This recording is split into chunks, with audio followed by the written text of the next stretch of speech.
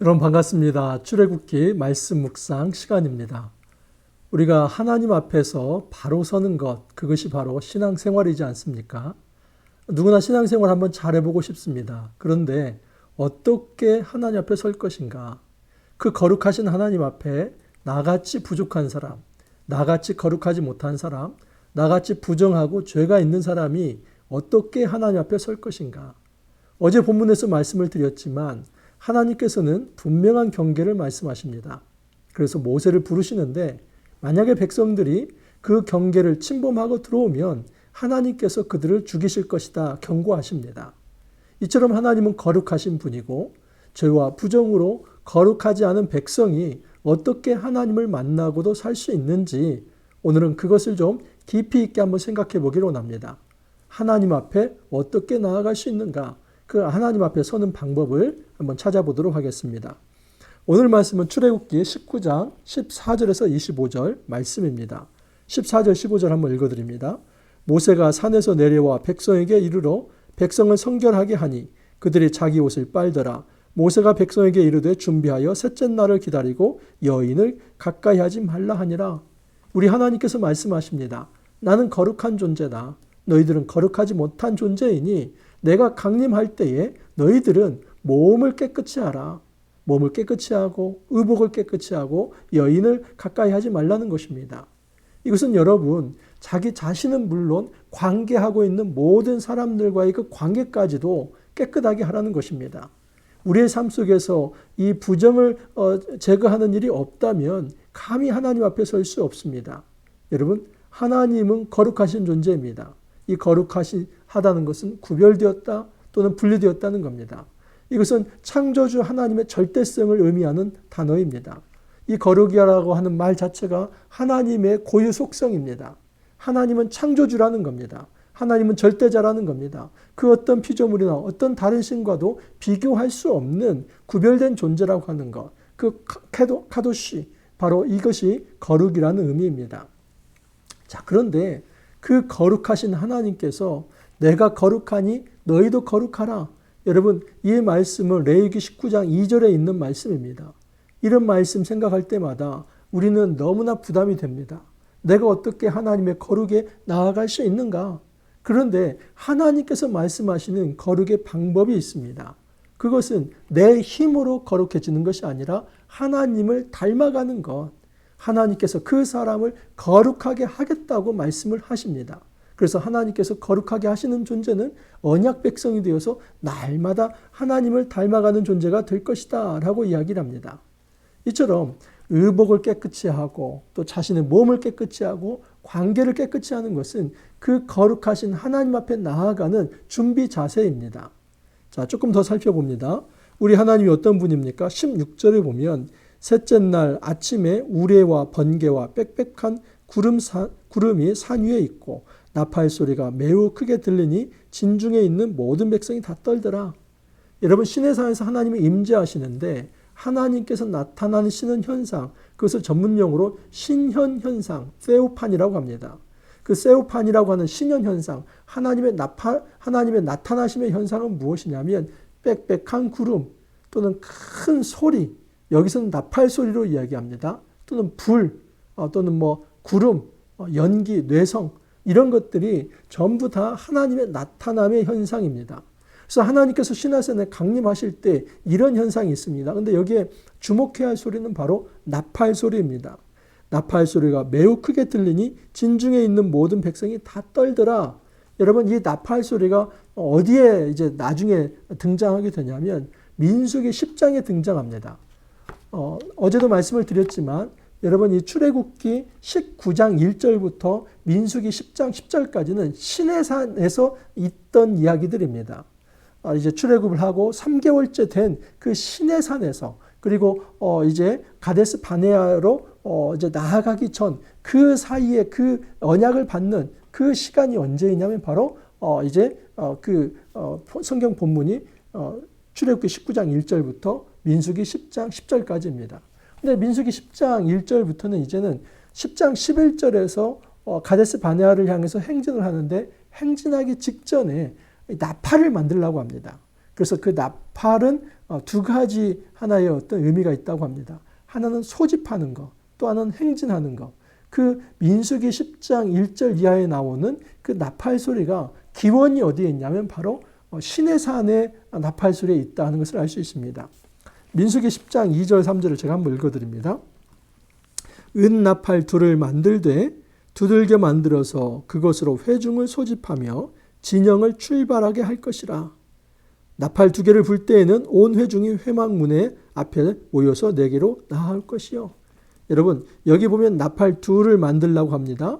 그래서 회중을 소집할 때에, 진영을 출발할 때에. 그래서 나팔의 기능은 온 회중, 바로 이스라엘 백성 전체를 소집하는 그 소집의 의미가 있고, 또 하나는 소집된 사람들이 이제 하나님의 명령에 따라서 행진할 때 그 나팔을 불게 됩니다. 여기 시내산에서 나오는 이 나팔 소리는 첫 번째 이 소집에 더 비중이 있습니다. 물론 여기에서 이제 소집이 되어서 이들이 광야 행진을 할 때 또한 출발의 나팔 소리도 들려지게 될 것입니다. 우선은 여러분 하나님 나라 행진을 하기 전에 소집이 되어야만 합니다.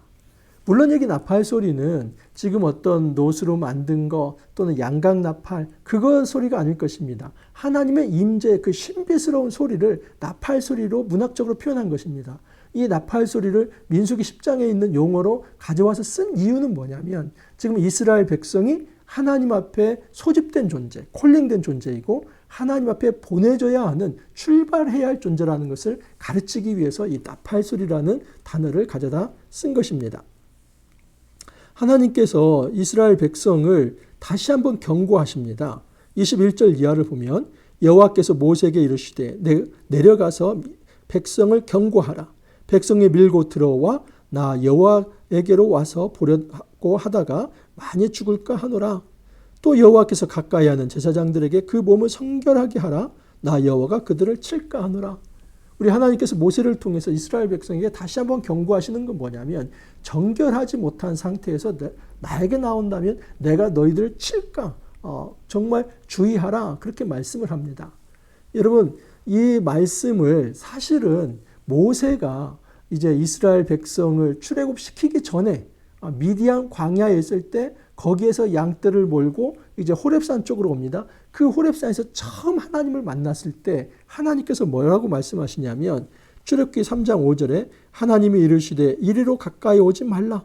내가 선 곳은 거룩한 땅이니 내 발에서 신을 벗으라. 하나님께서 모세를 처음 만났을 때 한 것입니다. 가까이 오지 마라. 하나님이 경계를 정하신 겁니다. 떨기나무에서 정말 불이 있었습니다. 그러나 그 나무 자체가 타지 않고 불만 있었습니다. 이것은 불, 하나님의 임재 현상이었습니다.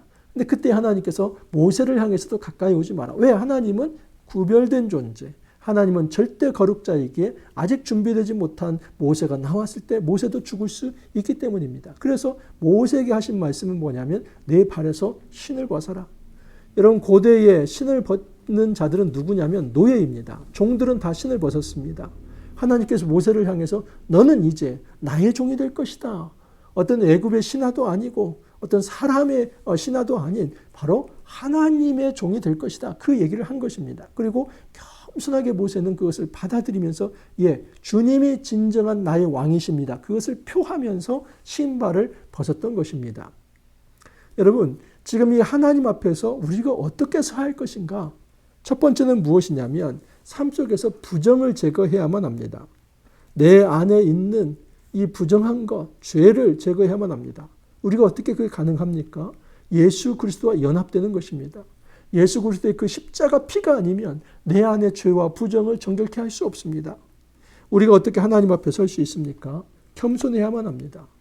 마치 하나님께서 모세를 향해서 내 발에서 신을 벗으라 한 것처럼 또 이스라엘 백성을 향해서 내 몸을 깨끗하게 하고 의복을 깨끗하게 하며 여인을 가까이 하지 말라 한 것처럼 우리의 모든 관계, 살아가는 먹고 마시고 또 정말 가정을 이루고 살아가는 모든 삶에 있어서 정말 정결하게 너희들이 성결하게 자신을 유지해야만 하나님 앞에 나아갈 수 있다라고 말씀을 합니다.